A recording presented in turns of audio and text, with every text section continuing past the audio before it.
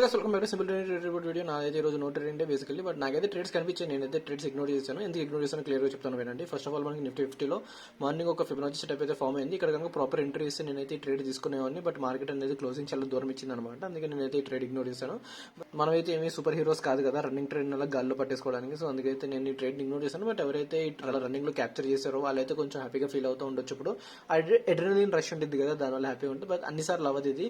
ఎవరైతే ఈ పర్సెంటేజ్ లో రిస్క్ తీసుకుని ట్రేడ్ అయితే తీసుకుంటున్నారో అన్నిసార్లు అయితే సక్సెస్ఫుల్ అవ్వదు. అది ట్రైన్ కింద పడితే ఎలా సిచ్యువేషన్ ఉంటుందో అలానే ఇది కూడా ఎస్ఎల్ఇట్ అయితే సిచ్యువేషన్ అలానే ఉంటుంది. సో ఎప్పుడైతే ఇలా స్ట్రాంగ్ మూమెంటం వస్తున్నప్పుడు మధ్యలో దూరిపోతారో వాళ్ళు కొంచెం జాగ్రత్తగా ఉండండి, ఎందుకంటే అన్ప్రిడిక్టబుల్ ఉంటుంది, రిస్క్ ఎప్పుడైనా పెరగచ్చు. చూడొచ్చు ఒక కప్ అండ్ లాగా ఫామ్ అయింది, బట్ మనకైతే నెక్ లైన్ పైన క్లోజింగ్ అయితే ఇవ్వలేదు. అందుకని మనం ఈ ట్రేడ్ కూడా ఇగ్నోర్ చేస్తాను. ఆల్సో టైం వచ్చేసి అప్పటికే ఆల్రెడీ 2:45 అవుతుంది. సో ట్రేడ్ తీసుకునే ప్రయోజనం కూడా లేదు, అందుకని నేనైతే ట్రేడ్ ఇగ్నోర్ చేస్తాను. సో మీ ట్రేడ్ ఇంటర్ ఒక కామెంట్ మెన్షన్ చేయండి. ఇప్పుడు దాకా మీ ఛానల్ సబ్స్క్రైబ్ చేయకపోతే వెంటనే సబ్స్క్రైబ్ చేసి మీ ఫ్రెండ్స్ షేర్ చేయండి. నెక్స్ట్ సెషన్ లో కలుద్దాం. అందరికీ హ్యాపీ వీకెండ్. బై.